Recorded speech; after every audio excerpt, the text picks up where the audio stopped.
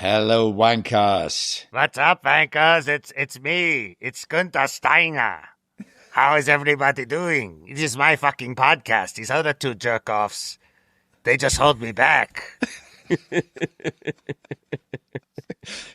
You're not getting any better. What's up, Vankahs? How many Guenthers make one podcast? That's the question that we're going to be answering today.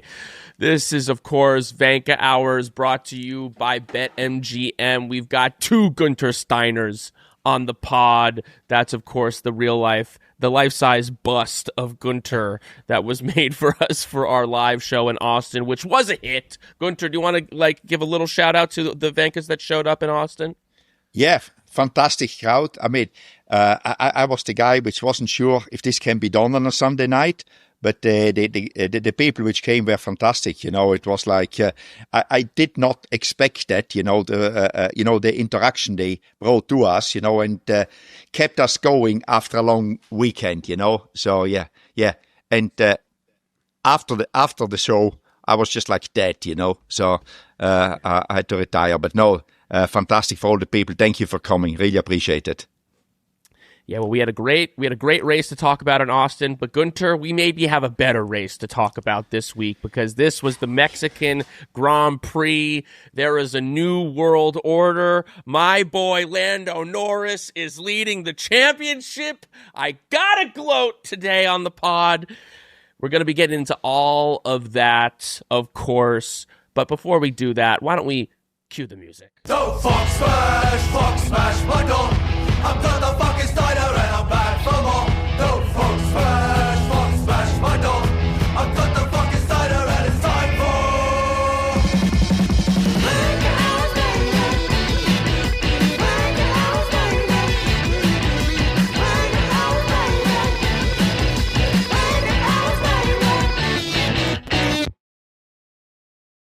And we're back. Okay, Guenther, there's so much to discuss. Max Verstappen, Lewis Hamilton, penalties, Lando Norris, Oscar Piastri. What the hell is going on over there? But first, we got to know your Rockstar and Wanker for the Mexican GP. Guenther, who was your Rockstar from Mexico? Lando. I mean, your man. Brian, as much as it hurts Matt and me, you know, but he did a great job, and we all gave. No, we are not partial. If somebody does a great job, he gets the rock star because he did. I mean, he performed in qualifying, did a fantastic start. All what we doubted him to do right, he got it right. You know, did a fantastic race, just drove away. You know, see you later. Yeah, and dominating. Very good execution, you know. So the only one, in my opinion, who deserves it is Lando in Mexico. So Guenther, gotta ask. You know, I think a lot of people are wondering. You said, you know, when Oscar was ahead by 14 points, you said gotta prioritize Oscar. I need to go now. I need to go now. Hold on. Let me get instant replay. I got instant replay from a couple weeks ago. They need to prioritize Oscar Piastri. He is the lead driver. He's ahead in the points. I need to go now. Somebody's at the door, you know. He's learning, Matt. He's learning from us. Yeah. Yes. Well, the correct answer is fake news. It's fake news. It's AI. It's a deep fake that never happened. Yeah, okay. Exactly. Somebody. Yeah, no. I mean, well, it begs the question, Guenther, should now Lando Norris, he's leading the championship, albeit by 1 point. Should McLaren, based off of your No. Yes. I think we should get some papaya rules going here. Yes. As you can see, they are very good, you know. So absolutely, yeah. Just papaya rules, you know. Just give it papaya rules, you know. And Max will never get to us, you know, because the World Championship doesn't mean anything to anybody at McLaren, you know. It's all good, you know. As long as the papaya rules are there, we are fine, you know. That's right. Well, we'll see. Firm opinions, loosely held. That's what I like. That's my boy, Guenther. Well, we've got 4 races left. We'll see what those papaya rules wind up turning into. We're going to discuss the larger McLaren title battle after Rockstar Wanker, so we'll get there. But first, before we get there, Lando was your Rockstar. Guenther, who was your Wanker for the Mexican GP? I think that the normal candidate or the winner, I mean, we do a end of the year Rockstar Wanker championship and we rate them. And I mean, one is won by margins. That was won already halfway through the season. I mean, the FIA again, I mean, it's like, what is happening? What is happening? I mean, again, we have this discussion, left, right, and center, what is happening. All the drivers got an opinion now as well, but nothing will change. I mean, it's actually beyond it's funny, because it isn't anymore. Also, Fernando, I think, voiced his opinion about what happened at the start with some get penalized, some don't get penalized. It's all wide open. And I mean, I could take a whole podcast segment on the FIA, to speak about it. And I'm not critical about people. I think it is general how it is set up. These people actually haven't got a good chance to be good. So. There's so much that kind of happened that people are. I don't remember half of it. Yeah. There's the lack of penalties for many of the drivers. There's the penalties for Lewis. Yeah. Then there's the VSC at the end of the race, like absolutely halting what looked like it was a thrilling end to the Mexican GP. Before we get to the penalties, and then there was the marshals on the track. And then there was the marshals. Before we get to any of that, why don't we talk about the VSC?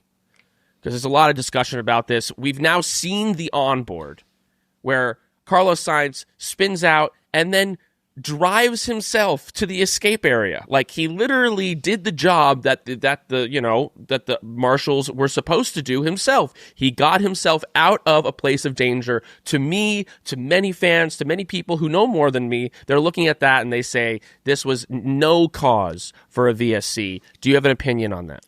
Yes, I think there's no cause, and it's always if you are not in the control room of the race to get there. I think what happened in the beginning, what Matt mentioned, the marshals out there scared the shit out of the race director. That is, and he was still, trying to deal with that one because having marshals out there, and I don't think that's his fault, to be honest. I don't know how that works. Maybe the marshals took it themselves because I just read it. I didn't speak with anybody. They were called out, but then they were told not to go and they still went, So it was for sure not, in my opinion, if it happened like this, the race director's fault. But I think he was still under shock and said, I do not want to take any risk here and but it was obviously the wrong decision because Carlos did the best anybody can do. And he intentionally did that not to create anything at the end of the race. He was thinking about it. He was clear. It was not like that I just end up there by luck. No. I drive there. He thought about it. And we all know in these things, Carlos is very smart, So he drove there and put it out of the way. But I think the race director obviously saw a standing car and was like, I think he has still the pictures in front of him of the two marshals running across the track with Liam Lawson appearing, So I think it was an overreaction there. That's an opinion. I have no facts on that one. So the counter to the safety car being a good idea, not being a good idea, was that the car was still kind of poking out and it was on fire. So marshals would have had to come around and fire extinguish, but it was the slowest part of the track. You could have just had a double wave yellow. Yeah. Again, safety is the first thing we need to do, and therefore, my opinion was wrong. But then again, he just made sure that nothing unsafe happens, like in the beginning of the race where it was actually people in danger. So it's I would let for me it's more like the penalties again. Since how many years in Mexico turn one is a problem? Since it is there. I mean, right. Exactly. That problem will come. Who is brave enough to take the risk? Because you don't know the penalty. But I repeat this, if there would be permanent stewards, what would a permanent steward do after this happened twice? He would sit down with the people which can change the racetrack and say, hey, every year we have got a problem here, which is very difficult to judge or to penalize. Can we not try to, that you cannot do that anymore? that Or you put cannot cut gravel. across. Yeah, whatever. I mean, I don't have the solution here, but if you sit down with a group of people which know about racing, you can do something. I mean, gravel is one of the solutions, Matt. And if we can come up with people actually which know what they're doing, they should have an idea what to do, not to make it happen. But Well, again, it's interesting. It's because like guys like Leclerc who cut across were rewarded, and guys like Oscar Piastri who were like, "Wait a minute, I'm gonna do the quote unquote right thing and stay on the track." They lose positions. exactly, yeah. And it's kind of, you're almost like a schmuck if you try to stay on the track. You're an idiot. Yeah, in Mexico. But it is, and again, if the stewards start to penalize, it's very difficult to do as well. But the outcome should be, we need to change an inherent problem on this racetrack, because we cannot judge it. Is it intentionally? Is it by accident? But if somebody can say, obviously, whoever does it intentionally is not going to tell you that he does it intentionally. Oh, I lost control. Well, how much of it is intentional and how much of it is that you have a safety net? It's just like, at the end of the day, you can do things, intentionally, or you can say like, oh, well, there's not really a consequence if I run wide here. There's no consequence there, so it will continue to happen. I mean, Lando Norris was leading this race. I was worried about it as a Lando fan, and I looked back at the last 5 or 6 years what the starts in Mexico look like, and it always looks like that. There's always people going on. Yeah. It's designed to do this, but nobody is trying to change it, because next year will be a different steward again, and he will not. I mean, he looks at the videos but said, I can handle this one. But if it is your job, you have to come back next year and want to do a good job in, judging the penalty, if there is any. You sit down with the people and say, hey, can we not change this so my job gets better? Or not only my job gets better, it gets better so we have got clear decisions we can make. Because in the moment, I don't know what I'm going to do. But the problem they sort is send somebody else next year. Okay, so the stewards, obviously, it's a mess.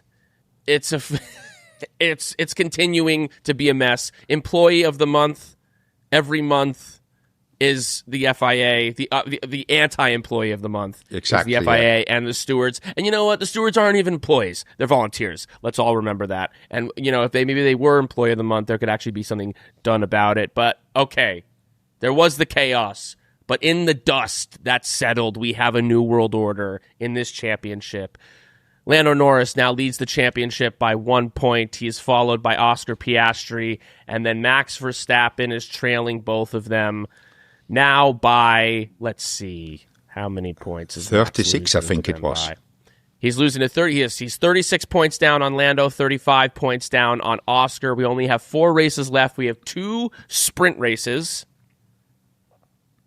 Question is Max Verstappen still in this thing, Guenther? Yes. While I was completely no a few races ago, I'm saying yes. Okay. And his best ally to win this championship is McLaren. That's right. The papaya rules are for Max. That's right. Well, Max's colors is he likes orange. Oh yeah, he's an orange. Orange, yeah. The Orange Army. Yeah, Orange man. Yeah. It's papaya colored, you could say, under the right classes. Well, but it looked like the Max Verstappen kind of dominance was just going to continue after the last four or so races, that he looked like he had that edge on McLaren. But Lando in that McLaren was able to counteract that. But obviously the chaos with Oscar, let's talk a little bit about what is going on with McLaren. What the hell? Guenther, he's your boy Oscar Piastri, Mr. Iceman, Mr. Unflappable. He's had a tough few weeks, but Mexico was a whole other thing. What do you make of Oscar's performance in Mexico? I mean, it wasn't good enough to be world champion, huh? I mean, he's struggling now, and I don't know what exactly is happening. But one of the things I could conclude out of it is that, Oscar being, he doesn't get support from the team to win the championship. You lose a little bit your mojo, you have doubts, and you don't perform as you called it, the Iceman. You don't perform anymore without, I'm here to win. Because at the beginning of the season, he had no pressure because he was number 2 in the team. And unofficially, obviously not officially, but again, Lando is there a lot longer, he's a lot older, he's got a lot more experience. Oscar comes up, wins races, puts himself in the position. I mean, everything goes right. Then I think with all these papaya rules, I don't remember them all when they, let him pass, let him go, you go, I go, let Max go, all that stuff, In the end, I think he lost a little bit of confidence. And that for qualifying, you're out there on your own, it's just difficult, didn't have a good lap. You start in Mexico where he started, you haven't got a chance, But I think going back to the performance of McLaren and Red Bull in Mexico, Mexico is such a special race course, with the altitude. So the cars will never have. So we shouldn't jump to a conclusion that the Red Bull is not good anymore. It's. I mean, I wouldn't say yes or no. I just would say I don't know, because it's one of the things. Mexico, you can have a very good car and you don't know where it is coming from, because it's like you don't develop a specific car for Mexico, because you put a lot of more cooling in the car and you lose obviously downforce. And some people lose more and some less, but it's not something you do. You always try not to lose downforce by cooling the car more, but sometimes it goes better, sometimes worse. So I wouldn't jump to a conclusion that the Red Bull is not as good as it was in Austin. Yeah. So so to paraphrase what you're saying, Guenther, it's a conspiracy. I think you went extreme again. Conspirazione is what you're saying. Our extremist here, the extremist went extreme, Okay. Well, I think people are looking at this Oscar Piastri performance and trying to make sense of it. Now, last year, I will say, in Mexico, Oscar was out in Q1. Oscar finished 8th. He was able to crawl back during the race, finished 8th in Mexico. From what the McLaren side is saying, they're saying that on these kind of slippier tracks where the car is a little bit, not as gripped to the road, Oscar's driving style, it just kind of doesn't gel with those types of tracks, whereas Lando's is a little bit more so. Also, Lando has the added experience. I think the thing that we were trying to think about or discuss is kind of like, is this a sign of cracking under pressure or feeling the losing the support of the team, or is it maybe also a sign of it is only his third year, and when the car is hooked up and the car is easier to drive, maybe Oscar is on top of it, but when it gets a little bit more difficult, he doesn't have that, those 10,000 hours in the race car maybe that Lando Norris has for being in the sport longer. Do you subscribe to that, any of that belief or philosophy? No, we forgot one thing to say. Mexico's, the altitude is high, so I think he has got breathing issues, so... Oh, yeah. He's just out of forgot breath. about that. You forgot about that excuse, Brian. Yeah, exactly. Yeah, it sounded like the list of excuses why is Oscar not so good. I think the problem with that argument, I heard that argument too. It's like, well, he's not as good at this track. Lando's historically better. He sucked at this track last year. There have been other tracks, and I can't think of them off the top of my head, but I remember he would get to a track this year, and they'd be like, well, was a tough track for him last year. Oh, and he wasn't bad on the track. So, like, to just say, well, he sucked on that track last year, this was historically a bad track for him, and like that argument didn't hold up on other tracks this year. And Lando dominated Singapore last year. He Singapore was a great race for Lando last year, and Oscar, even though he lost to Lando, outqualified him. So to say to just write off Mexico as, well, he wasn't good last year and he struggles on these tracks doesn't necessarily add up. It sounds good. Yeah. Okay, but then, all right, well then what's to blame here then? We don't know, Brian. We don't. Other than it's a far Hive. What's the blame? Conspirazione. That's the only explanation. Hello, Zach. We know what's wrong with Oscar. Yeah. Okay, Yeah. And then Zach goes, yeah, it's me. All right, well, we've got 4 races left. What do you think of, do you see Oscar bouncing back from this, or do you think that momentum's on Lando's I need to side go again. I need to go again.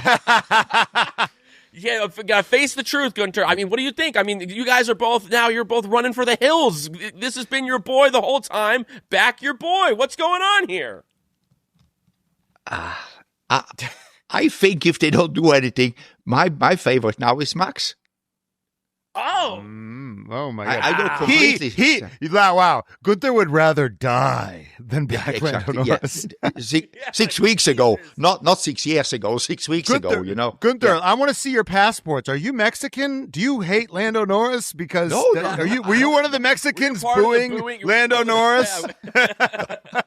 No, I actually like Lando Norris, but I think because they keep on that they fight, they take each other's points away, and Max just maybe not if Oscar Piastri's nowhere over the next 4 races. They weren't fighting much in Mexico, were they? There was no fight to be had. Lando was sailing off into the distance. I told you about Mexico. It's a special race. You know, you gave me you gave me the excuse list for Oscar. I give you the excuse list. It's only one line. Mexico. Wait until the next race. Brazil is again. We will see how strong McLaren is there. Well, he was fucking honestly, he was not fucking nowhere in qualifying in Mexico, but he was also nowhere in race pace in Austin. He was just it was just like he couldn't get by Hamilton. It was really bad. But but everybody behind somebody, Mexico couldn't go anywhere. I mean, if you see, it was very Lando got difficult. Leclerc though, and Oscar didn't get Hamilton. In Austin, we're talking about. Yeah, Austin. Okay, sorry, I was in Mexico. They both struggled behind the Ferraris, but Lando got past Leclerc, and Oscar couldn't even get within 10 seconds. But and then when Hamilton, he struggled already in Austin. What are you going to say? What are you going to say about Austin? Austin's weird. Austin's a one of a kind racetrack. What's weird about Austin? The air is too thick. What are we saying? There's too much brisket. That's for Brian, not for me. Yeah. Okay. Where is your list? Okay, yeah. this is getting chaotic because I'm watching you both absolutely scramble to save face after all year. You've been fucking poo-pooing my boy Lando Norris, and now he's leading the championship.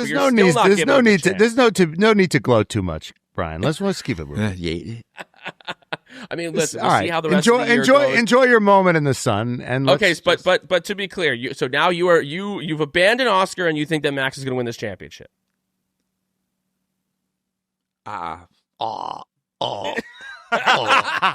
This is beautiful. This is what's called an infarction. Guenther, you're having an infarction. I don't know what I'm having, but yeah. Oh my God, boys, keep the faith. Jesus Christ, I believe in Oscar Piastri more than either of you do. I'm backing him. I still believe. I think that this championship is between the two McLaren boys, barring. If it rains in Brazil, then who the fuck knows what's going to happen? Because if it rains in Brazil, there's no way Max Verstappen isn't winning, and we'll see what happens with these other two. But Max now needs 9+ points a weekend in order to get there, as opposed to 8. He's lost the plot. So, Guenther, you don't think that third place and Lando's big win, that you don't think, because he was going to have to pretty much run the table before, you don't think that hurts him? I mean, I think there's enough opportunity out there because, I mean, we all know that Lando is not the most solid guy to make points, you know? So why all of a sudden should he be the top performer all the time? You know, he will have highlights, but while Max, it's very rarely that he puts his foot wrong. You know, if he doesn't win or second, he's third, you know, he always gets it home. Yeah, the McLarens, but that's what I say. McLaren, by not supporting one guy, one wins, the other one finished 6th or 7th, then the other one wins, the other one finished 5th or 4th, you know. It's always up and down. While Max normally brings it home pretty solid, you know. And I think Max's mind is now like, he knows what he needs to do. He needs to be solid. He didn't do anything stupid at the end of the race in Mexico, you know. He stayed there. He didn't try to, Max 3 years ago would have run over Leclerc with the risk to be taken out. He knows he needs to make points solidly. That's the only way he can win. And he's very smart in how doing it. Yeah, because Red Bull only supports one driver, and that explains why Yuki Tsunoda isn't perforing. Oh, yeah, that's right. Yeah, to be clear, he had like a 12-second pit stop in that race that no one knows about. He should have gotten 9th place. He should have gotten 9th. Okay? He had a 12-second pit stop that no one even knows happened. Sabotage at Red Bull. That's what I'm saying. Okay, but here's my last question before we go to gas or break. You're so reluctant to give Lando Norris any flowers.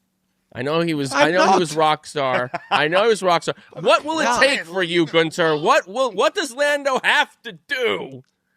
Win the World Championship. Win the World Championship. Okay. Well, we'll see. We'll see where it all ends up in December. Right now, I mean, who knows? This might be my last chance to really gloat, so I'm going to take it and I'm going to run with it. Enjoy it, yeah. I got Lando Norris winning this championship. You've got fucking Max Verstappen. Max still has Oscar Piastri. I like it. We got 3 horses in this race. We'll see who wins it. Vankah's the biggest college basketball event outside of March is coming to Las Vegas this November, and BetMGM, our amazing partners, are sending 25 winners and their guests to experience it live. The Players Era in Vegas leaderboard contest is running from October 20th through November 9th, so we're smack dab in the middle of it, and during that period, you can opt in and earn points by simply placing sports bets. Here's how it works. Opt into the contest and start placing bets on any sport of at least $10 with plus 100 odds or greater. Earn leaderboard points based on your bet's odds and outcomes. The top 25 players will win a prize package that includes tickets to the tournament games, withdrawable funds for travel, a 4-night stay at the Mandalay Bay, and more. Vegas is calling. Will you answer? Got a few more races coming up. Throw some bets on it. We got the World Series. There's so much happening. You want to be in Vegas, baby. Head to the promotions tab at betmgm.com for full pricing and terms. Gambling problem? Call 1-800-GAMBLER. Available in the U.S. Call 877-8-HOPE-NY or text HOPE-NY 467-369 for New York. Call 1-800-327-5050 for Massachusetts. 21 and over only. Please gamble responsibly. Call 1-800-NEXT-STEP for Arizona. 1-800-BETS-OFF for Iowa. 1-800-981-0023 for Puerto Rico. First bet offer for new customers only. Subject to eligibility requirements. Bonus bets are non-withdrawable. In partnership with Kansas Crossing Casino and Hotel. See BetMGM.com for terms. U.S. promotional offers not available in New York, Nevada, Ontario, or Puerto Rico. Let's move on to our favorite segment, Gase or Break. Lewis's engineers are to blame for his 10-second penalty. Break. I wouldn't blame them. Well, why would you blame them? The argument is that he cut the corner, obviously. He didn't take the escape road. But then he kind of kept the advantage, as opposed to if he had been told, hey, you know, you cut that corner a little bit more. Why don't you reduce the gap because we're at risk of a penalty here? In which case, you know, his race wouldn't have been totally ruined. No. But the guys before cut and nobody gets a penalty, you know. So I don't think. I mean, and Lewis knew what he did by cutting the corner. It wasn't, you know, not that he wasn't aware that he was not on the racetrack, you know. So I mean, if he was in any doubt, he should have asked as well. I wouldn't blame the race engineer for it, you know, because in the end, the race car driver, and then the race engineer, if he says, oh, you need to let them by, the first question would be, what happened to the other people at the start? Nothing? Okay. I mean, you know, it's like, I'm not. Break. I guess the Monday morning quarterbacks are saying, don't let him by, just let him get a little bit closer because he gained a lot of distance. And I also think that wouldn't have sorted out the problem. Okay. I think so I guess the other question is like, so Max bumps him, I think, on turn 1, like kind of crashes, bumps him on turn 1. Lewis fights back on turn 2. Max goes off. So Max does the escape route, you know, oops, I'm off, but I get an advantage. He stays with him. He does the same kind of thing and then pushes Lewis off. So I guess the question is why do you think it's fair that Lewis got a penalty and Max doesn't get anything? Do you think Lewis's penalty was fair? Given all the bullshit that happened before. Given what happened before, not. That's what I said, because I didn't expect that one. That's my opinion, you know. Okay. It's again, where are we? But we don't want to bore our listeners with FIA stories, you know, because we may want it. It's a lot of what people are talking about. It felt like a little bit sometimes people are feeling like, you know, they're hesitant to call any penalties on Max right now because he's leading this charge, because everyone's kind of excited. I don't think it has to do with leading the charge, because Max, you know, if he thinks he was treated unfair, he's very vocal, and maybe they are more worried about that than anything else. I see. So Max has created a culture where people are very scared and hesitant to throw a penalty on him ever. Of the GOAT in there in the moment, I see. And that comes with the status of the GOAT. He has got a louder voice. If you are on top, your voice is heard a lot more than when you are second last, Right. Where I have been normally. It's like in a partnership. It's like, my girlfriend, I'm like, is it even worth It's just. I'm just quiet. I gave up, let it go. Exactly, go. Interesting. So Max is, he's created that beautiful toxic relationship between himself and the stewards. It's what we call a celebrity call. Yeah. Okay, yeah. Exactly, yeah. That's right. Yeah. All right. Next prompt. Charles should have given Lewis the place back on lap 1. Break. I mean, it wasn't too bad, I mean, it was racing. Break. Matt? I'm going gas. Lewis kind of had his number. I'm going full gas. What turn 1 did you guys watch? Lewis had Charles. Lewis was ahead of Charles. Charles then cuts the corner and is ahead of Lewis. This was like, it's simple arithmetic. This is crazy. Max fucking went into the grass, cut everyone, got ahead of fucking everyone, and then gave a few of the places back. And he gave a place back to every single person that was ahead of him or was even sniffing being ahead of him when he went off track. But then Charles goes off after Lewis beats him on this fucking on the straight into turn 1, stays on track, and then Charles cuts the corner and is able to keep the position. If it was insane to me, if it wasn't his teammate, the FIA would have done something. But what difference is it for the FIA which team you're running for? If it is your own teammate, it shouldn't be. The rules are the same. In the rule book, there is no, if it is two teammates, if somebody does something wrong, you don't need to penalize him. That doesn't stick again, in my opinion. But anyway, they didn't do anything. They didn't do anything, but because they're like, it's up to them. They had 9 other things to worry about on that race. Yeah. They're not worrying about which marshals Ferrari is running ahead of across which. the street Yeah. and things like this, Exactly. I mean, I don't know. I've watched it back now a couple times. I see no world in which that second place position belonged to Charles Leclerc. And for all the shit that Lewis has gone through, and we met him, and he's a friend. Yeah, he's a close personal friend. Yeah, he's a friend of the fucking pod. He likes the show. But it was, and he hasn't had a podium all fucking year, and then he's in this compromised position. He has to fucking then battle with Max Verstappen. That should have been Charles Leclerc battling with Max Verstappen in third, and Lewis should have had a fucking podium on Sunday. I think it's kind of crazy. Guenther, you honestly think the FIA doesn't look at intra-team battles differently? They shouldn't. I don't know if they do or not. I'm not there. Okay. I mean, as I explained to the rule book. The rule book doesn't mention that plays a role in giving a penalty or not. Right. Well, the rule book also said that the unlapped cars the lap cars have to unlap themselves, all of them, and then there has to be another lap before we go racing. But you know what? The rule book sometimes gets thrown out because when there's numbies on the table, that's what we've learned in this sport. Next prompt. Ollie Bearman is the best rookie in F1.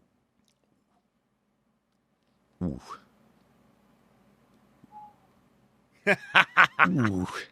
Gas. Because, I have to say it because I signed him up in 23, Yes! So, right. Yes! I put it now. Genius signing. Exactly, genius signing. Obviously, he needs to be the best rookie of the year. I mean, what else can he be? I signed him up in 23, If you do a good job in FP1, you get more FP1s in 24, which you obviously got. And then but by then I wasn't there anymore. So can you imagine if I would be still there, he would be winning races now, So exactly. So, but anyway, I put it all down to me. No. But in the moment, seriously talking, in the moment, he's what he showed in Mexico was very good. I mean, he kept it cool, qualified good, they didn't, because before he always made, not always, a few times he made mistakes, proper rookie mistakes, and that's why he has got so many penalty points, and it's under pressure. I think Ollie forgets that he's only 2 away from being banned for a race, So, but in Mexico, he didn't put a foot wrong. It was perfect. I mean, what more can you do? How did you feel watching that, Guenther? Did you feel proud? Was it bittersweet? This is your former team. They have a great result. This kid that you kind of knew way back in the day. What were your feelings watching Ollie get that P4? No, I was very happy for Ollie. I mean, the team in the end, I say Mexico is special, it's, they had a good car there. Ollie did a good job and they finished 4th. It's fine, So, I still, the people which are there, I'm happy for them. Not for all of them, as I keep on mentioning, but for most of them, but most of them I'm happy for. Okay. Matt, gas or brake? Ollie, best rookie. I was going to say Hadjar, but honestly, now that this car has come alive a little bit, now that I think they brought an upgrade, now that Haas, and I think you have to take into account, maybe it's recency bias, but now that Ollie has put in a few performances against Ocon that are really, and we know that Ocon is like a very solid driver, I think we got to say gas. He's really doing a great job against Ocon in his rookie year. So I think he's maybe edging out Hadjar for the rookie of the year now. I'm going break, but it's a slight break. I still think Hadjar's got my vote for rookie of the year, but I think that Ollie Bearman is the absolute number 2 of these rookies. I think that, and did you guys forget about Bortoleto here? Bortoleto isn't bad either. I think Bortoleto, to me, the rookie, the best rookies, it goes Hadjar, Bearman, they're pretty close. Bortoleto, Kimi, Liam, Franco. These are, if we can consider Franco a rookie. To me, that's the order of the rookies, but, they've been impressive. I mean, there was for him to go wheel to wheel against Max Verstappen, and he said afterwards, he was like, I was fucking shitting myself. That was crazy. He was, he's idolized Max, and he met the moment. And I think Bortoleto has been consistently out. I mean, the problem is that his car is not good enough to really make an impression right now, but he's been consistently out qualifying. Yeah, Hülkenberg. Yeah. So I think but also in the race here, he finished again in the points. He finished 10th. 1 point. But and then where did he start? He got out in Q1, Bortoleto. Oh, I think so. Yeah. So I think it's. I know this is kind of a non-answer, but I think it's pretty close between those guys. That's what I say. It's pretty close, and it's the form of the day and the opportunity, how good their car is at a certain race. It's a very talented young crop. I think that we haven't seen, there's generations of drivers that come into the sport and kind of really make a lasting impact. And it seems like a lot of these guys are here to stay, and it's pretty exciting. It's pretty exciting. And not only that, this battle for P6 in the constructors is getting tense. Oh yeah, it's getting tense. Because right now the points are RB is at 72 points, Aston Martin's at 69, Haas is at 60, Haas is at 62, Kick Sauber's at 60. Who do you think, this is all very gettable. We got 4 races left, we got 2 sprint races. Who do you think's getting this P6 slot, Guenther? Impossible to predict. I mean, you just need to have one lucky race, and not even lucky. I mean, just to execute a good race, like Ollie did in Mexico, and you're on top of them. But it could be anybody. And I wouldn't take the form of Mexico, as I said before, for the rest of the races, because it's an outlier, Mexico, because of the altitude. And my list is not as long as yours of excuses, But it could be anybody. I mean, obviously Aston Martin is struggling, but then they go to some racetracks. Where did they score shitloads of points in one race again? And that came out of the blue. Nobody understood why.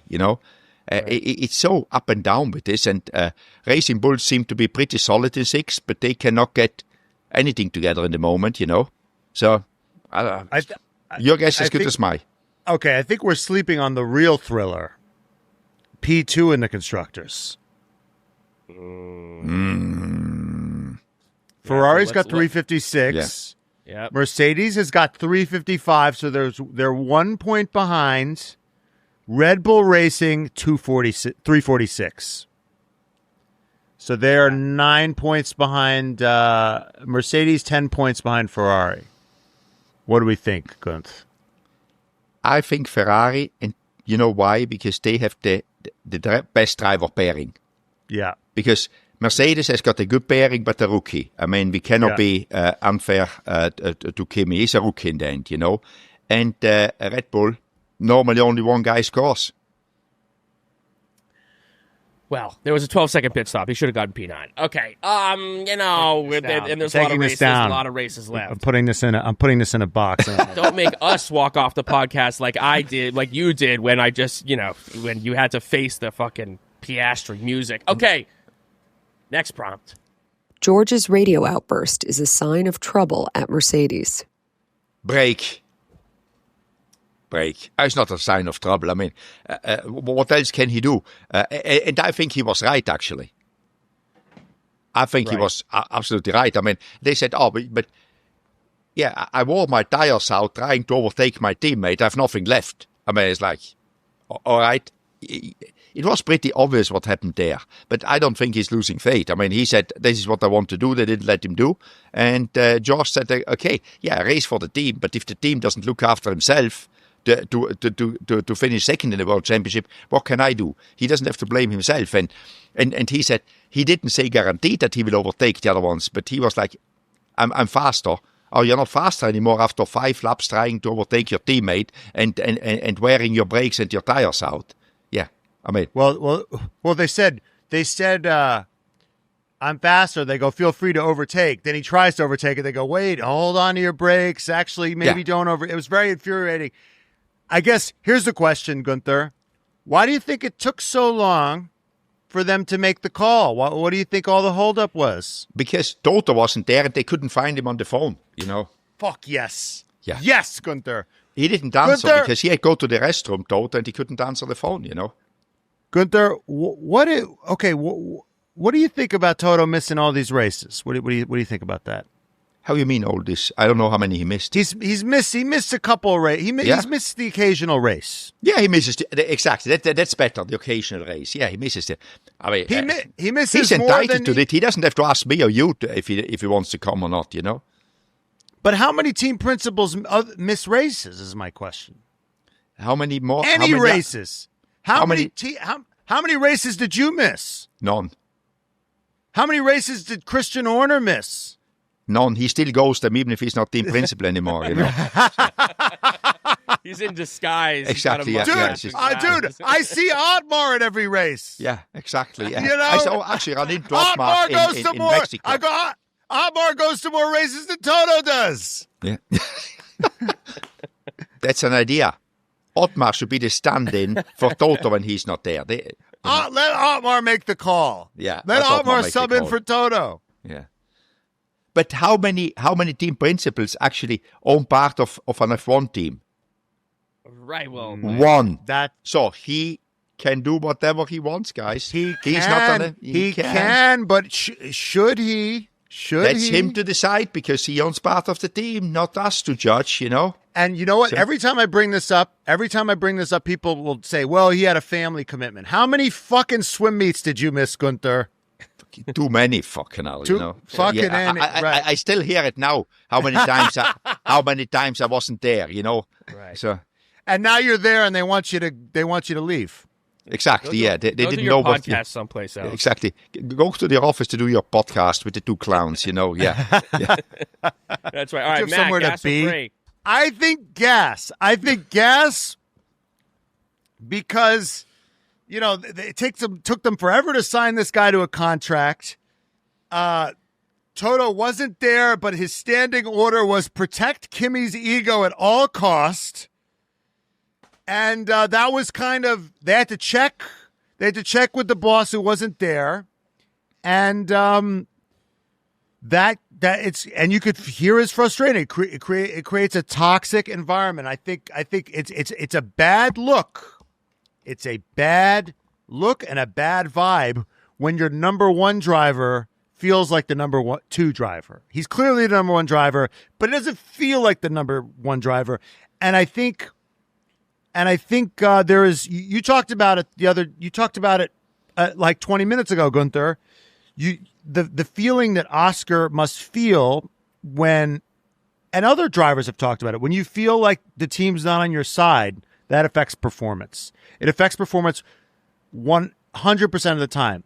I've heard many drivers talk about it when it's not necessarily the equipment, but when you don't. It's why Alonso showed up to McLaren with cash in 2007, because you need the team to be behind you, and I think, at least at McLaren there's Lando, right? They got, at least there's an argument that there's another number one driver there, but at Mercedes there's nobody else. It's just him. He's clearly the number one. So to make your number one driver, who's clearly number one, feel like a number two driver and have him lack the confidence, lack the faith, lack the belief that you don't give him the contract, and then you're not doing the obvious team orders when they need to be done. You're eroding. You're not maximizing your number one driver for no reason. For no reason. It's completely ludicrous. But the question was, gas or brake, is he losing confidence? Or what was the question? I forgot it now. Is it a sign of trouble at Mercedes? I say yes, it's a sign of trouble. Yes. I mean, this guy I'm going full gas as well, because listen, to everything that Matt just said, let's say next year they do have the best car. Everything's looking like maybe Mercedes next year is going to have the best car. And if their ducks are not in a row, we've seen what happens with these papaya rules. This just all felt very papaya rulesy. What happened? It's coloring off, you mean? It's coloring off now, yeah? It feels a little bit like, okay, well, this is the thing to do. Well, no, because we're not going to do that thing because we want to make sure that everyone's happy. In their attempt to maybe keep Kimi happy, keep everything hunky-dory, they're actually maybe losing sight of George Russell, which is what we've been saying. We've been on this fucking beat for years, that George Russell's not appreciated and not given the proper respect. And I think this is just an example of that. Next year, this might come to blows. This might blow up in their faces. Oh, wait. But maybe George is ahead of his time, and he said, I do this because he gave them also the solution. If I cannot do it, I give my position back. Right. But it took a couple of laps. Yeah. But wait a moment. Let me finish. So maybe George, because he's very smart in doing his things. Very, He thinks next year, if I've got a chance to World Championships, I can go back and say, last year we didn't do it. Why should I do it now? He prepares himself to be in a better position next year, and said, last year I said I let him pass and then we swap. You didn't do it, so why should I do it now? Maybe he's thinking forwards, because this year, obviously, he cannot win the World Championship because Max is going to win it, so... Right, he's preparing his legal case in the car. Exactly. Driving 225 miles an hour. It's called preempting, Preempting. I mean, I would trust George Russell to do that, but I don't think it's a great sign. Okay, next prompt. Oscar will finish third in the WDC. Whoa. I mean, he will not finish first, as I just said before, so. Whoa. Wow, Guenther. Wow. Wow. Left, he's fucking stranded in the desert. You fucking left him. Wow. Well, will he beat Lando then? That's the question. Yeah, exactly. That's the question now. But break. Okay. You think he beats Lando? He has a chance to beat Lando, yeah. Okay. I would not give him third for sure. I think he can beat Lando. I'm going break. He's winning this whole thing. Next prompt. Next prompt. Next prompt. Lando's going to win it. I think he's finishing second. I think the Max is finishing third. I think that. We disagree on everything. Move on. Okay. Last prompt. McLaren are sabotaging Oscar. Break. I mean, no team would sabotage anybody. It was a long time ago, Crashgate. I think that was the last time, But no, break completely. Stand on the brake, Put as much pressure on as you can. That I would never. Guenther, a lot of people are saying this. Can you speak to them? Are you sure? I'm sure. No team, a professional sports team like McLaren would not sabotage one guy, because that would be actually. a professional sports team like McLaren would never sabotage one of your drivers? Okay. Who said we're racing Alonso, not Raikkonen? Our race is with Alonso. Who said that? Who said that? I guess Ron Dennis. Who said that? Ron fucking Dennis said that. Where is Ron Dennis now? It's not where is he? Where was he at the time of when he said it? But that was at the time. It was different times, you know. You said no, an organization like McLaren would not sabotage one of their drivers, and I just told you that the team fucking principal, team boss, but that was part owner of McLaren was racing against Alonso because he hated him so much by the end. Okay. Is that sabotage or is that like... That's not even sabotage. Yeah, that is I wouldn't even say that that's sabotage. I'd say disliking, that's yeah. Toxic. Exactly. I'd say that's toxic. Yeah, right, but, you know. You know, they were, Alonso still, it wasn't like his car was, Yeah, because he was giving Mark Priestley like $10,000 in cash. Yeah, well, maybe Oscar Piastri needs to bring an envelope into the McLaren. Exactly. He's got to talk to Alonso. Yeah, he's got to... Yeah. All right, Matt, gas or brake? McLaren sabotaging Oscar. I'm going gas. You can't prove it. You can't prove it's not happening. McLaren, if you want to sue us, sue this guy, not us, I'm out of this, Sue Matt, because he cannot prove it, but he still accuses you of sabotaging, There's something called emotional sabotage. Emotional sabotage. Now we are backtracking slowly. Yes. Yeah. Now might not be physical, but it could be emotional. It could be emotional. I'm going break. Shit happens. It's a long season. He's still not out of this thing. Fucking Piastri Nation. Fucking calm the fuck down. He can still win this championship. Gee, I can't believe I'm the one saying that. Okay, as Matt tries to find his Delulu Oscar hat, that does it for gas or break. Emotional. It's emotional blackmail, emotional sabotage. Emotional damage. Emotional damage. Okay. It's emotional sabotage. Okay. All right, we got a week off. And then we got Brazil, Interlagos, one of the best tracks in Formula One history, the land of Ayrton Senna, where the weather can play a huge part of the race. Obviously, we remember K-Mag's pole position. What do you think is happening in Brazil? What are your predictions? Max Verstappen, Oscar Piastri, Lando Norris. Interesting. Wait, he's backtracking. No. I'm not. I was going to ask our classification, because I think I'm losing a little bit of points lately, Oh, right. Where do we stand in our... Because he's been backing Oscar to the hill. Okay, exactly. Standings, Guenther, you're at 48. Matt, you're at 42. I am at 35. Okay, I'm still pretty good. But here's the thing. Whoever guessed the winner of the fucking championship at the end of the year, I think should get, it's like at the end of Harry Potter where it's like 50 points for Gryffindor. I think if, whoever guessed, we have to look back and see who guessed who was going to win at the beginning of the season. Because if I'm the only one who guessed Lando Norris, he actually pulls this thing off, I think I might shoot up to that top spot. All right, Matt, who do you think is on the podium? I'm going Max, Oscar... I got to pick something fucking different. Leclerc! Actually, Hamilton. Yeah, because he's your buddy now, because you hang out in LA now with him, huh? Yeah. LA, New York. Yeah. We're kind when of he's not with Brian, when he's not with Brian in New York, he's with you in LA. Yeah, exactly. Or you are with him, maybe, yeah. So. As they say in Hollywood. As they say in Hollywood, they say, Lewis is a friend. All right, I am going... Lando, Max, Lewis. That's my podium. We'll see who's right. I mean, oh my God, what a fucking race this was. This episode was only as matched by how beautifully chaotic the Mexican GP was. Was that the best Mexican GP ever, Guenther? You know that I don't remember anything from the past. You should know that. I need always a brief, So yeah, you're like a goldfish. Yeah, worse than a goldfish, I would forget that I need to be in water to survive, and if I would be a goldfish, you know.